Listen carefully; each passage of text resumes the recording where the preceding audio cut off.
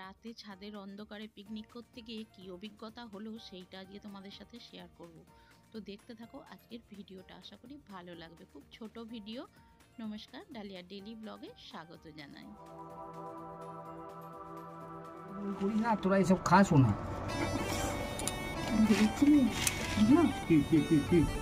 আবার খোঁচাখুচি করে তোকেই ধরে তো ঝাংড়া চুলে ধরে চলে গেছে, ঢুকে গেছিল। দেখ এবার আর ধরবে না, ঝরলি দাও না দাদা।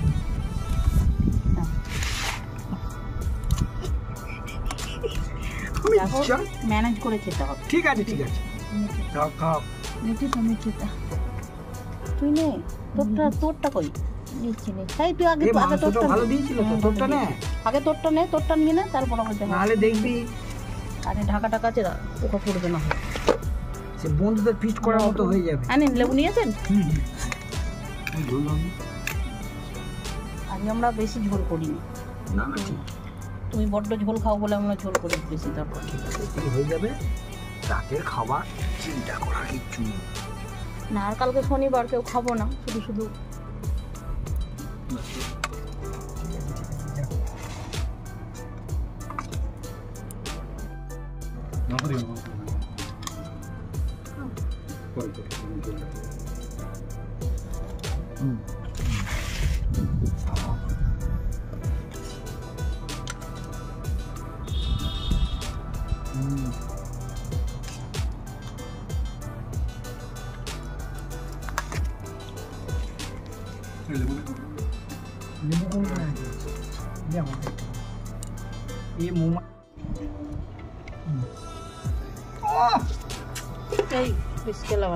অমলান ভাইজান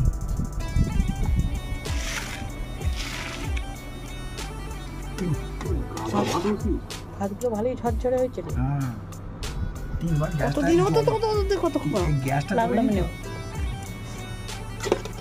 গ্যাসটা নিভিয়ে ফেলেছে জল।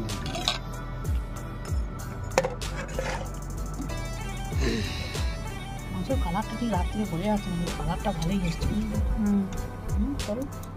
সেটা পাতে দিলে বোঝা যাবে যে মাংসটা কিরকম হয়েছে, ছাগলটা কিরকম ছিল, ম্যাডাম ছিল না ইয়ে ছিল। হ্যাঁ হ্যাঁ হ্যাঁ, আলমগীর মোল্লা নাড়িয়ে দিয়েছো, পুরোটা নাড়িয়ে। কচ্ছপের মাংস মনে হচ্ছে 1 কিলো মাংস কেটে রেখেছে, ঠিক আছে, শুধু ঠ্যাংটা ধরে কেটে দিয়েছে। আমি ওকে বলেছিলাম যাও, তাই কেটেছে। কেটে টেটে তো প্যাকিং করে রেখে দিয়েছে 4টে থেকে।